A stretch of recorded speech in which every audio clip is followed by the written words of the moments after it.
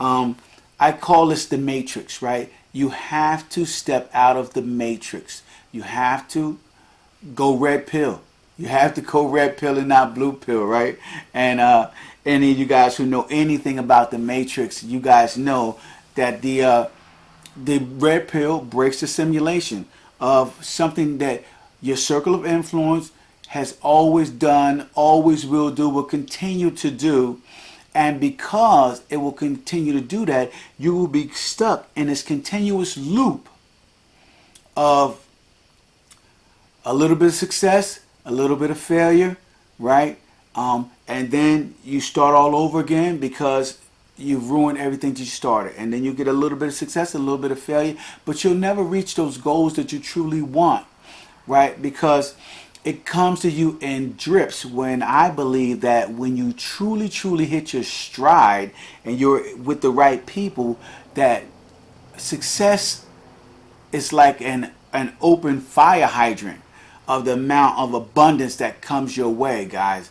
And obviously that has a lot to do with your gratitude and your appreciation for what you currently have.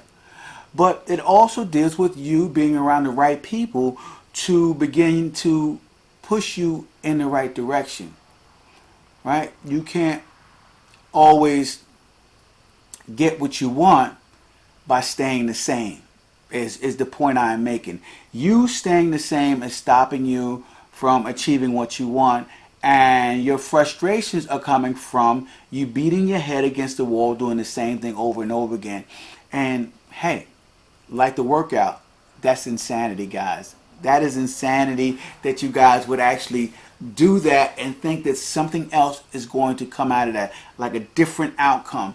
You know, I find myself, right, many times, and I like to speak from experience of who I am because I love speaking in transparency, right? It's taken me a very, very long time to break some serious habits that hold me back, right? One of my habits that hold me back is anytime I am tired and exhausted, I search social media for whimsical nonsense, anything that I could find to take my mind off it. And I call it stimulating my mind, right? I think that I'm stimulating my mind with whatever images that I want to see, whether it's a funny cat, funny dog, anything humorous or whatever.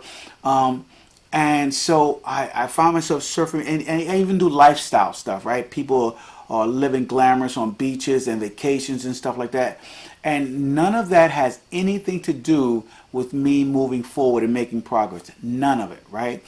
It is my mind creating the simulation of the illusion of, if I'm looking at this, I am living this, right? And it is so false, and it slows me down time and time again, right? Slows me down time and time again, because instead of living in reality, I'm living in fantasy, right?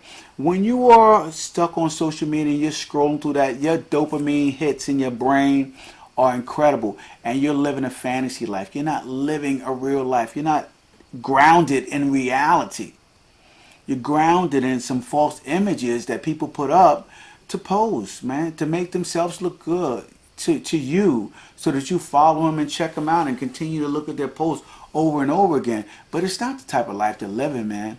It is not the type of life. What you need is, you need grounded tactics, grounded strategies, things that you need to do to move your own life to where you want it to be, where you can live how you want, travel how you want, dine how you want, treat your family how you want, give how you want. But it is not going to be an everyday experience as you see on social media. So I want you guys to understand that success is not going to be what you see every day, right? Success, obviously, success for everybody is different. But success takes a lot of hard work, man. A lot of hard work and tons of effort. And I think that a lot of people are spoiled who have done and lived in that simulation. All right, a lot of people are spoiled because they're expecting things to come a lot quicker than what they really are. They're not wrapped in reality. Everything that's great for you and good for you does not come quickly. It comes from hard work, and it comes from earning, okay, the right to say, hey, listen, look what I did, look what I've given, look what value I have brought to the universe, to humanity, to people. And when you do something great like that, then you're rewarded. But here's the deal, guys. People who reach that level, they're not thinking about, okay, the party afterwards. They're not thinking about that. They're thinking about continually giving value and continually working toward that. And so once you guys switch your mindset from the pleasure mindset that's locked into the simulation, once you break away from that, you will realize that it is the hard work and hard effort that truly gives you pleasure inside, that truly makes you feel good for what you're doing. And it all comes, guys, with focus. How well can you focus? How well can you focus? What do you do when you have to write an outline for a course, right? My example. What do you do when you have to write a top-selling book? Top 25 mistakes, huh? What do you do when you have to do that? Or what do you do when you have to have some coaching calls set up, or or some Skype calls or Zoom calls, whatever? What do you do? How do you do it?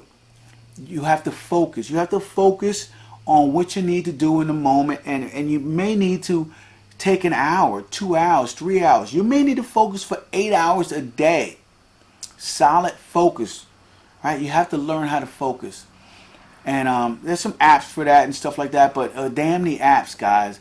You need to learn how to focus without anything other than you and a pen and a piece of paper and practicing focus. You won't learn to focus unless you practice focusing. That's it, man. Practice focusing every single day until it becomes a habit. Start off with 15 minutes, then take it to 30 minutes, then take it to 45 minutes, then take it to an hour, so on and so forth, and continue. Focus on what you need to do in order to create the life that you want, right? What you need to do to give value. My mentor told me, he said, if you can't focus effectively, you can't think effectively. Now understand that. So if you're having a difficulty focusing, then your thought process is probably all over the place. You're not getting things done at the optimal level for you. No, because you can't focus. You can't focus long enough to get anything done, right? And so each time you have a distraction, like you look at your phone's on the table, you're like looking at your phone, what's going on with my phone here, right? And somebody calls you somewhere else, or I wonder what this person's doing. I wonder what that person's doing. And every time you get pulled away from your thought process, it takes about 10 to 15 minutes to get back to the level of focus that you were at when you were at your peak of focus. So every distraction takes away from your focus, and when it takes away from your focus, as I said before, it takes away from your effective thinking. And as you guys learn, if you can't think effectively, you are not getting things done at the most optimal level for yourself. So think about that, guys, when it comes to focus. Another thing that I wanted to talk about, guys, is how, like, if some of you guys are like me and you're coaching people, you're teaching people, how are you getting people to understand what you're talking about? How are you getting people to, for as I'm concerned, how am I getting people to make less mistakes? One of the things I talked about when I was in Puerto Rico was the fact that you have to meet people where they are. You can't you can't expect people to learn from you when they're learning at a 3rd grade level, but you're teaching at a 10th grade level, right? So you have to learn how to be humble, come down to that level, begin to teach people at the level of where they can learn the most from your message, right? Your message comes when they get the aha moment of, oh, I'm familiar with this form of communication, so